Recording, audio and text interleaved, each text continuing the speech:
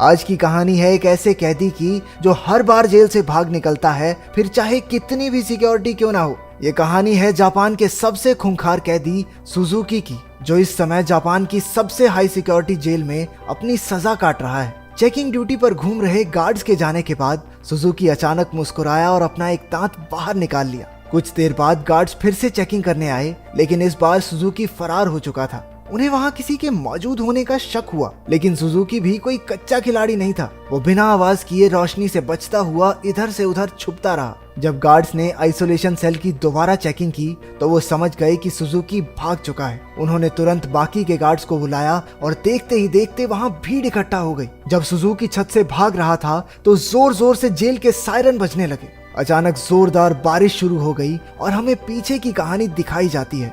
12 साल पहले कुछ कैदियों को एक जेल में लाया गया था। उनमें से एक सुजुकी भी था जो वहां 10 साल की सजा काटने आया था। क्योंकि वो कभी कुछ बोलता नहीं था तो सबने मान लिया कि वो शायद गूंगा है। उसकी छाती पर माउंट फिजी का उल्टा टैटू भी था। सुजुकी उस समय भी जेल से भागने के लिए मशहूर था और अब तक 3 बार ऐसा कर चुका था। इसके बाद सुजुकी को एक छोटे से कमरे में लाया गया जहाँ सिर्फ एक रोशनदान था। उसने रोशनदान को ध्यान से देखा। उसके दिमाग में जरूर कुछ चल रहा था। बाहर गार्ड ने जेल के वार्डन मिस्टर कानीमुरा से कहा कि सुजुकी इस बार तो हरगिज नहीं भाग पाएगा, लेकिन जैसे ही उसने शीशे से देखा सुजुकी तो पहले ही गायब हो चुका था। वार्डन ने पूरे शहर को घेरने के ऑर्डर्स दिए ताकि सुजुकी किसी भी हालत में बच ना पाए, लेकिन गार्ड्स ने तो उसे 20 ही मिनट में पकड़ लिया। पता नहीं क्यों पर सुजुकी ट्रेन की पटरी पर सीधा भागता जा रहा था। इसके बाद उसे फिर से उसी कमरे में कैद कर दिया गया, लेकिन इस बार उसके हाथों में हथकड़ियां थी। जब एक गार्ड ने अंदर झांक कर देखा तो सुजुकी मुंह पर चादर ओढ़े सो रहा था। गुस्से में उसने सुजुकी को चादर हटाने को कहा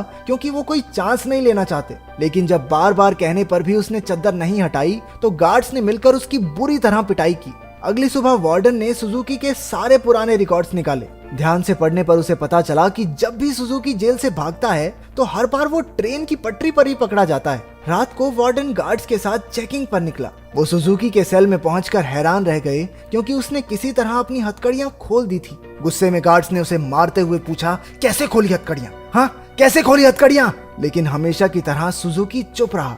एक बार फिर से उसकी जमकर धुलाई हुई। एक दिन सुजुकी एक छोटी सी तार से खेल रहा था जिसे किसी तरह छुपाकर वो जेल के अंदर ले आया था। सवाल ये उठता है कि वो इस तार को अंदर लाया कैसे? मुंह में छुपा के? ना, गू में छुपा के। इसी तार की मदद से वो अपनी हथकड़ियां खोलता था। कुछ दिन बाद वार्डन 1 हफ्ते की छुट्टी पर अपने घर चला गया। अब सुजुकी के पास भागने का बहुत अच्छा मौका था। उसने अपनी तार निकाली और ताला खोलने की कोशिश की। जल्द ही वहाँ एक गार्ड चेकिंग के लिए आ गया। उसने झांक कर देखा कि सुजुकी फिर से अपना मुंह ढककर सो रहा था, लेकिन इस बार गार्ड बिना कुछ कहे चला गया। लेकिन असलियत तो ये थी कि सुजुकी अंदर था ही नहीं। वो तो छिपकली बनकर छत से चिपका बैठा था। वो जेल से भागने के लिए सही मौके के इंतजार में था। गार्ड के जाने के बाद वो धीरे धीरे ऊपर तक पहुंच गया। उसने छत की एक खोखली जगह पर मुक्का मारा और वहां से भाग निकला। जब गार्ड्स को पता चला तो उन्होंने तुरंत सायरन बजा दिया। वार्डन को भी खबर पहुंचा दी गई और वो तुरंत जेल के लिए निकल गया।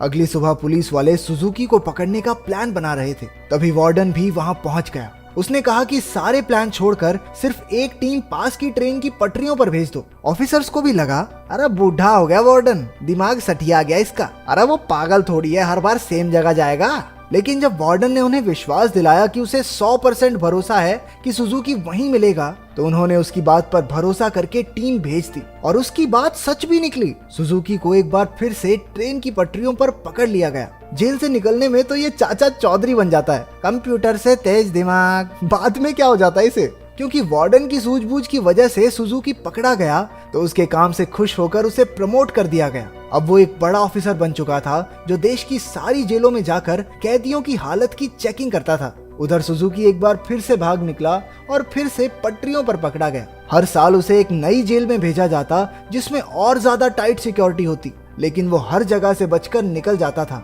इसी वजह से मीडिया ने उसे स्टार भगौड़े का खिताब दिया और वो पूरे देश में मशहूर हो गया। 12 साल बाद उसे सेंट्रल जेल में लाया गया। यहाँ वो कड़ी सिक्योरिटी में था क्योंकि 10 गार्ड सिर्फ उसी पर निगरानी रखने के लिए खड़े थे। उसका कमरा भी पूरी तरह सीमेंट से बना था और दरवाजे पर कई ताले थे। ये वही आइसोलेशन सेल है जो हमने कहानी की शुरुआत में देखा था। गार्ड्स के जाने के बाद सुजुकी ने चारों ओर नजर दौड़ाई। वो एक बार फिर से भागने की तैयारी में था। एक गार्ड ने खाना लाकर उसके सेल में रखा, लेकिन उसके जाने से पहले ही सुजुकी ने उसे पकड़कर हथकड़ी लगा दी।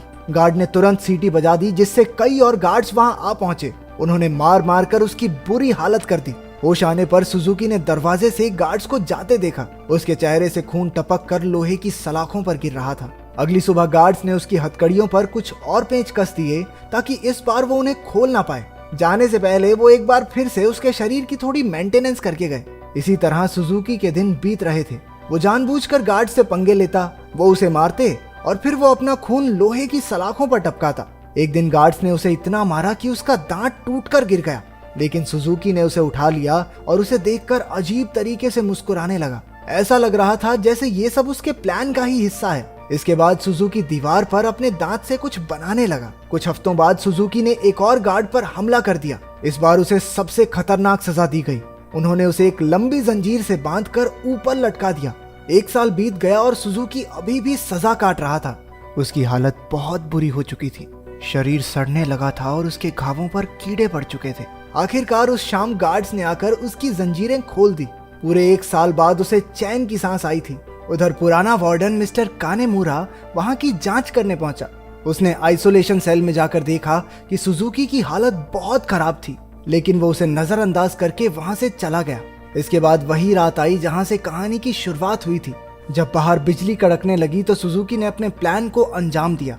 उसने अपना दांत निकाला और हथकड़ियों के पेंच खोलने लगा। असल में सुजुकी दीवार पर दांत से कुछ बनाता नहीं था, बल्कि वो तो उसे घिस घिस कर तीखा कर रहा था ताकि उसके इस्तेमाल से पेंच खोल सके।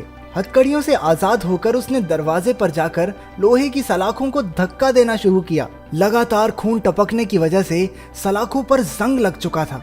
कुछ ही पलों में सलाखें टूट गई और सुजुकी जेल से फरार हो गया। इसके बाद सुजुकी के जन्म की कहानी बताई गई। उसके पैदा होते ही उसकी माँ की मौत हो गई थी और उसका बाप जेल में सड़ रहा था। इसी वजह से वो अपने रिश्तेदारों के घर पला। एक दिन सुजुकी जंगल में प्रैक्टिस कर रहा था जब उसे दूर से एक आदमी आता दिखाई दिया। ये कोई और नहीं उसका बाप था। उन्होंने कुछ समय बातें की और तभी उसने अपने पिता की छाती पर माउंट फीजी का एक टैटू देखा। बदकिस्मती से जल्द ही वहां कुछ पुलिस वाले आ गए जो सुजुकी के पिता को पकड़ना चाहते थे। वो उन्हें देखकर रेल की पटरी पर सीधा सीधा भागने लगा। इस दिन सुजुकी ने कसम खाई कि एक ना एक दिन अपने पिता से जरूर मिलेगा। वर्तमान समय में सुजुकी फरार होकर एक बार फिर से पटरियों पर दौड़ रहा था। मिस्टर कानीमुरा ने पीछे से उसे रुकने के लिए आवाज दी और हैरानी की बात यह थी कि वो रुक भी गया। कुछ ही देर में गार्ड्स की एक टीम आकर उसे पकड़कर ले गई। देश की सबसे कड़ी सिक्योरिटी की जेल भी सुजुकी को नहीं रोक पाई, इसलिए मिस्टर कानीमुरा ने उसे धरती की सबसे खतरनाक जेल प्रिजन आइल में भेजने के ऑर्डर्स दे दिए। प्रिजन आइल किसी मामूली जेल की तरह नहीं थी। वो समंदर के बीचों बीच बनी थी जहां लगातार तेज बहाव रहता था और सबसे जरूरी बात वहां ट्रेन की पटरी तो बिल्कुल नहीं थी। और तो और समंदर शार्क्स से भरा हुआ था, इसलिए वहां से भागकर बच निकलना एकदम नामुमकिन था। जेल के अंदर के हालात भी इतने ही खतरनाक थे। पूरी जेल में चारों ओर हजारों गार्ड्स थे और अगर कोई कैदी भागने की कोशिश करता तो उसे देखते ही गोली मार देने के ऑर्डर्स थे। जब सुजुकी वहां पहुंचा तो उसे तुरंत उसके सेल में बंद कर दिया गया। वो कोई कमरा नहीं बल्कि कुछ रॉड्स थी जिन्हें सुजुकी के शरीर के आसपास ऐसे जोड़ दिया गया था जिससे भागना तो दूर वो हिल डुल भी ना सके। उधर कानीमुरा ने जेल की लाइब्रेरी में जाकर सुजुकी के बारे में जानकारी निकालनी शुरू कर दी। ढूंढने पर उसे कुछ पुरानी फाइल्स मिली जिन्हें वो पढ़ने लगा।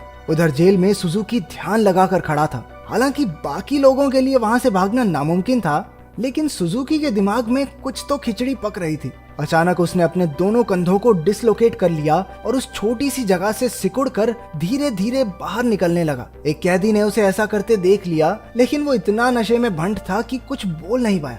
उधर कानीमुरा अभी भी अपनी रिसर्च कर रहा था कि जेल के सायरन बजने लगे। हालांकि परेशान होने की बजाय जेल का वार्डन खुश हो गया, क्योंकि वहां से बचकर निकलने का कोई रास्ता था ही नहीं। ऊपर से आज सारे गार्ड्स को एक कैदी को गोली मारने का मौका मिलेगा। मिस्टर कानीमुरा ने उसे समझाने की कोशिश की कि सुजुकी कोई आम कैदी नहीं है, लेकिन वार्डन ने उसकी बात को नजरअंदाज कर दिया। अगली सुबह कई गार्ड्स को बंदूकें देकर पूरे आइलैंड में फैला दिया गया। वार्डन अपने आदमियों को कुछ समझा रहा था कि वहां मिस्टर कानीमुरा आ गया। उसने वार्डन को बताया कि सुजुकी असल में अपने बाप को ढूंढने आया है जो इसी आइलैंड पर कैद है। ये सुनकर सब हक्के बक्के रह गए और तभी सुजुकी की असलियत का खुलासा हुआ। असल में अब तक जो भी हुआ वो सब सुजुकी के प्लान का एक हिस्सा था। वो बार बार जेल से भागकर जानबूझकर पकड़ा जाता था ताकि आखिरकार प्रिजन आइल तक पहुंच सके। उसका असली मकसद था अपने पिता को आजाद करवाना। आखिरकार सुजुकी अपने पिता से मिला और एक दूसरे को इतने साल बाद देखकर दोनों खूब रोए। बदकिस्मती से मिस्टर कानीमुरा वार्डन और बाकी के गार्ड्स के साथ वहीं आ रहा था, लेकिन उनके पहुंचने से पहले ही सुजुकी उस बूढ़े आदमी के साथ गायब हो गया। सुजुकी अपने पिता को आइलैंड के छोर तक ले आया। उसने पहले से ही वहां एक पैराग्लाइडर तैयार कर रखा था। दोनों पैराग्लाइडर पर चढ़े और दूर उड़ गए। दूसरी ओर मिस्टर कानीमुरा ने एक बूढ़े आदमी से बात करने की कोशिश की जो सुजुकी के पिता के साथ ही कैद था। तभी उसने माउंट फिजी का एक टैटू उस आदमी की छाती पर देखा, जिसका सीधा मतलब ये था कि इतने सालों की कड़ी मेहनत के बाद भी सुजुकी गलत आदमी को लेकर भाग गया। अब इससे बुरी किस्मत तो किसी की नहीं हो सकती। क्या आप अपने पिता के लिए इतनी परेशानियां सह सकते हैं? कमेंट्स में जरूर बताना।